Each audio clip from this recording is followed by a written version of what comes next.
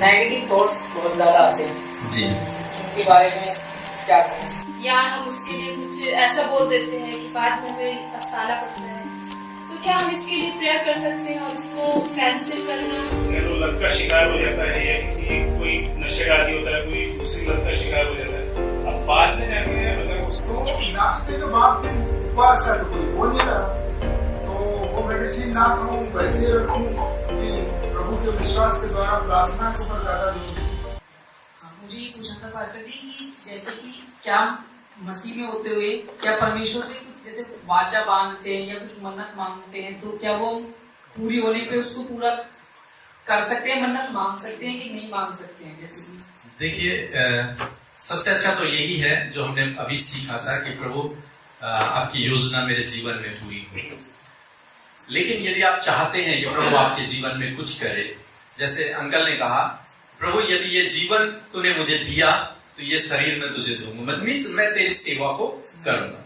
बिल्कुल आप कर सकते हैं। हन्ना ने भी ऐसी किया था कि यदि तू मुझे बच्चा देगा तो ये बच्चा मैं तुझे दे दूंगी। तो आप कर सकते हैं और उसको पूरा करना भी आपको पड़ेगा, पूरा भी करना पड़ेगा। शुक्रवार के दिन जब मैं उपवास करता हूँ तो आजकल क्या होता है, पहले तो ये था कि थोड़ी सी उम्र हमारी कम थी, अभी आजकल वो मेडिसिन वगैरह में खाना पड़ता है, कुछ नाश्ता करने के बाद ही वो मेडिसिन खाना है, ऐसा नहीं। तो नाश्ते के बाद फिर उपवास का तो कोई बोल नहीं रहा, तो वो मेडिसिन ना खाऊं, वैसे रखूं कि प्रभु के विश्वास के द्वारा प्रार्थना के ऊपर ज्यादा जोर दूं, इस बात को ध्यान दें। बहुत अच्छा सवाल अंकल ने पूछा कि हमें मेडिसिन खानी पड़ती हैं, तो उपवास कैसे रहते हैं? नाश्ता करके अगर मेडिसिन खानी है तो फिर उपवास का तो थोड़ा सा फल भी खा सकते हैं। देखिए, हम लोग सोचते हैं कि उपवास का मतलब है खाली पेट रहना, भूखा रहना, ये हम लोगों की थिंकिंग है। लेकिन उपवास का मतलब खाली पेट रहना नहीं है। उपवास का मतलब होता है परमेश्वर की उपस्थिति में रहना, परमेश्वर की उपस्थिति में समय व्यतीत करना, उपवास। ठीक है,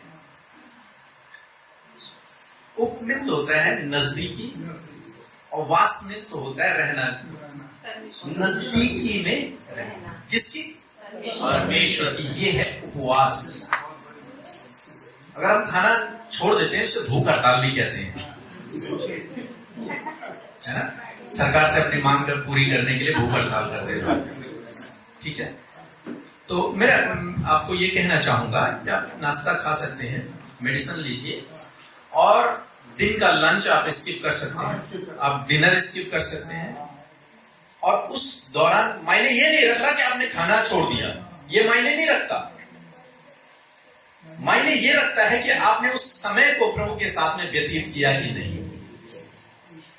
उपवास ये है, मैंने इस बुक में एक्सप्लेन किया है। उपवास, हम लोग सोचते हैं भूख हड़ताल उपवास है, खाना ना खाना उपवास है। Praise the Lord. जब यंग एज आती है, वो किसी भी मतलब कह लो लत का शिकार हो जाता है, या किसी कोई नशे का आदि होता है, कोई दूसरी लत का शिकार हो जाता है, अब बाद में जाके अगर वो उसमें सुधार आता है तो जब तक बहुत समय निकल चुका होता है। फिर मैं मेरी बात करूँ तो मेरी एजुकेशन काफी अच्छी हुई है, गवर्नमेंट की भी तैयारी की, तो हर चीज में मतलब फेलियर का सामना करना पड़ा था।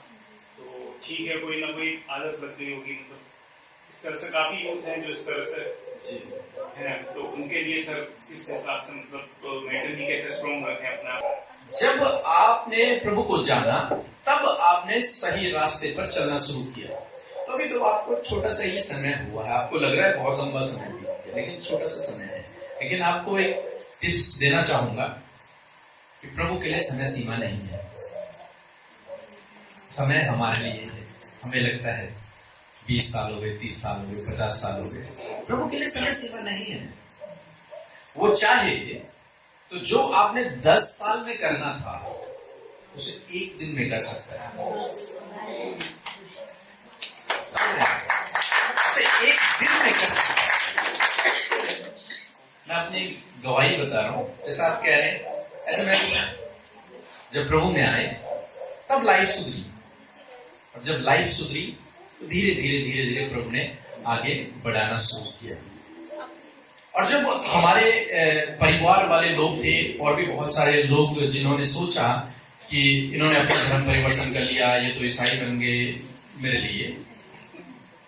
वो लोग अच्छे नौकरी वाले, पैसे वाले सब लोग हैं, लेकिन परमेश्वर ने, जब हम परमेश्वर के पीछे चलते हैं तो उसने ऐसे आशीष दी, यूं समझ लो कछुए और खरगोश की रेस होती है, तो जीतता कौन है? कछुआ जीत जाता है। तो कछुआ मैं हुआ, मैं उनसे भी जीत गया। मीन्स जो वो अब 60 साल 70 साल में कर रहे हैं वो हमने 30 साल में कर दिया। समझ गया मेरी बात?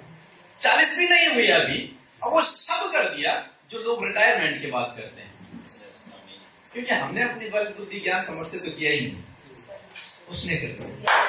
उसका चाहिए, उसका बात चाहिए बस, बाकी तो अपने आप आ जाएगा, अपने आप मिल जाएगा। समझ रहे हैं? ज्यादा समय नहीं लगेगा, प्रभु आपको बढ़ाएगा, बशर्ते आप उसके पीछे क्यों मैं ये सब कह रहा हूं? मैं आपको क्या कहते हैं मैनिपुलेट करने के लिए नहीं कह रहा हूं, मेरे जीवन में हुआ है इसलिए मैं आपको बता रहा हूँ। लेकिन एक टाइम ऐसा था, जैसे 36 हो गई मुझे, तो एक क्या होता है कि मतलब एक फैक्टर हो गया और ये लगता है कि 10 साल पहले अगर ये सब हो जाता तो बहुत बढ़िया होता।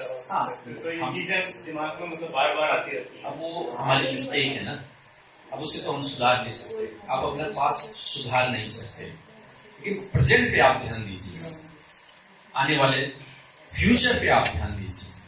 यदि आपने आज सही किया तो फ्यूचर अच्छा होगा। पास्ट को भूल जाइए, क्या हुआ क्या नहीं हुआ, क्यों नहीं हुआ, सब कुछ भूल जाइए। मूसा 40 साल तक रहा जंगल में और उसके बाद परमेश्वर ने उसे इस्तेमाल किया। मायने नहीं रख रहा कि पीछे क्या हुआ, अभी आपने प्रभु को जाना है, प्रभु आपको ले जाएगा ऊंचाइयों पर। पीछे ना देखें, पीछे क्या हुआ, कैसे हुआ, क्यों हुआ, उसे छोड़ दें। अब आगे देखिए, आपका जीवन तो 2021 से शुरू हुआ है, रियली जीवन। उससे पहले तो भूला भटका आदमी था, उसे पता ही नहीं था क्या करना है, कैसे करना है, कुछ भी नहीं पता उसे। अब आप सीख रहे हैं, अब प्रभु आपको बढ़ाएगा आगे। हाँ नेगेटिव थॉट्स बहुत ज्यादा आते हैं जी, उनके बारे में क्या करें? देखिए, जब भी नेगेटिव थॉट्स के बुरा विचार आता है हमारे मनों में, सबके मनों में आता है बुरा विचार। एक फनी बात मैं आपको बता रहा हूँ कि एक लड़का था और उसने कहा कि उसकी गर्लफ्रेंड थी, तो अब वो उन दोनों के बीच में लड़ाई हुई, लेकिन उसे छोड़ने में बड़ी दिक्कत हो रही है। कैसे छोड़े? वो तो ना बोल रही है लड़की, लेकिन लड़के को बड़ी प्रॉब्लम हो रही कि नहीं, मैं तो नहीं छोड़ सकता, मैं तो मर जाऊंगा, ये हो जाएगा, मैं रह ही नहीं पाऊंगा उसके बगैर। कुछ समय तक ये संघर्ष चला, तो किसी ने उसे सलाह दी, एक काम करना, इसको ना बोलना, तुरंत से शादी कर लेना, ठीक है? और उसने ना बोला उस लड़की को, और अगले महीने उसने शादी कर ली। आज बच्चे हैं, बीवी है, सब कुछ। तो कैसे दूर हुआ ये नेगेटिव, ये जो जाल में फंसा हुआ था, कैसे दूर हुआ? वो बातें छोड़िए, अच्छी बातों को पकड़ लेना। क्या कहा? एक बार उठ के बोलिए जी, बोलिए, मैं नहीं बोल सकता इस बार जी। मेरे कहने का तो ये है कि आपने ये कहा कि जैसे हमारे अंदर कोई बुरा विचार आता है तो हमें वो बातों को छोड़कर कोई अच्छी बातों को सोचने लगना या उसको मनन करने लगना, या तो परमेश्वर के वचन को मनन करना। बिल्कुल, यही सही तरीका है। नेगेटिव विचार आते हैं, सबके मन में आते हैं, आपको अपने माइंड को डाइवर्ट करना है उसी समय। जब भी लगे कि ये चलने लग गए नेगेटिव थॉट्स, अपने माइंड को आपको चेंज करना है। वो करते रहते हैं। तो आप या तो बाइबल पढ़ना शुरू कीजिए, या तो फिर सॉन्ग लगा दीजिए, मसीह सॉन्ग लगा दीजिए, क्योंकि पॉजिटिव आना जरूरी है, तभी नेगेटिव भागेगा। वो नेगेटिव के स्टोर बना हुआ है ना, उसको आपको पॉजिटिविटी से भरना होगा, तब नेगेटिविटी बाहर जाएगी। तो परमेश्वर का वचन सबसे बड़ा हथियार है, उसे पढ़िए, जितना अधिक हो सकता है आप उसे पढ़िए, जितना टाइम आपके पास होता है उसे पढ़िए। पढ़ नहीं सकते तो आप वचन को सुनिए, क्योंकि वही हमारी मेडिसिन है। सारे नेगेटिव थॉट्स चले जाएंगे। एक भाई था, उसको बहुत नेगेटिव थॉट्स आते थे। उसने फोन किया कि मैं बहुत परेशान, वो खुद भी परेशान है उस चीज से। तो मैंने उससे कहा ऑडियो बाइबल निकाल और अपने कान में डालो और तब सोना रात में। उसने ऐसे ही करना शुरू किया और परमेश्वर का धन्यवाद हो कि वो उस नेगेटिविटी से बाहर निकला। अधिक से अधिक समय मैंने उसे बाइबल पढ़ने की सलाह दी कि बाइबल पढ़ो, जितना हो सके बाइबल पढ़ो। उस पढ़ता गया और उसके दिमाग से वो नेगेटिव थॉट्स अपने आप चले गए। ये अपने आप चले जाएंगे, लेकिन बशर्ते आपको उसे पॉजिटिविटी से भरना होगा। मीन्स परमेश्वर के वचन से आपको भरना है। कोई हमें बार बार टॉर्चर कर रहा है, फिर हमारे मुंह से अगर उसके लिए कोई अशब्द निकलता है या हम उसके लिए कुछ ऐसा बोल देते हैं कि बाद में हमें पछताना पड़ता है, तो क्या हम इसके लिए प्रेयर कर सकते हैं और इसको कैंसिल करने से हमारे जीवन में मतलब उसके लिए कुछ ना हो, ऐसा हो सकता है? आप कहना चाह रही हैं कि आपके मुंह से जो शब्द निकलेंगे उसके जीवन पे कुछ बुरा प्रभाव न डाल दें। जी, बाइबल कहती है तुम्हारे मुंह में सामर्थ तो है ना, और इसीलिए आपको बड़ा सोच समझ के भी बोलना है। एक समय था जब मैं मसीह में आया, तो उससे पहले जवान लड़के आपको पता है कैसी कैसी बातें बोलते हैं। एक दिन मैं अपने दोस्त के साथ में था और जब मैं मसीह में आ गया उसके बाद की मैं बात बता रहा हूँ, और उसने मुझसे कुछ कहा तो मैंने उसे गाली दे के बात की।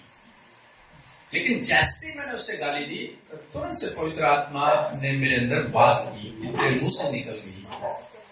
मैंने उससे माफी मांगी, मैंने उससे सॉरी बोला, भाई मुझसे गलती हो गई, आज के बाद कभी नहीं बोलूंगा। और वहां से उस स्थान से काफी लंबे तक मैं अकेला चला। लेकिन उस समय मेरे मन में केवल वही बात आ रही थी कि मैंने गलत बोला। उस दिन मैंने अपने जीवन में खुद ये निर्णय लिया कि प्रभु आज के बाद मेरे मुंह से कभी भी कोई भी गलत बात नहीं निकलेगी। ये वादा कर लिया। ये अय्यूब को कहता है कि मैंने अपनी आंखों से वाचा बांधी, मैंने अपने मुंह से वाचा बांध दी कि नहीं निकालूंगा तो नहीं निकालूंगा। बस ये आपको करना है। ये भी जीत के बस में मृत्यु हो। जब भी आपको ऐसा हो कोई लड़े आपसे, आप वहां से चले जाइए, सबसे बेटर है। कोई आपसे लड़ रहा है, आप वहां से चले जाइए, आप रिप्लाई मत कीजिए, आप चले जाइए।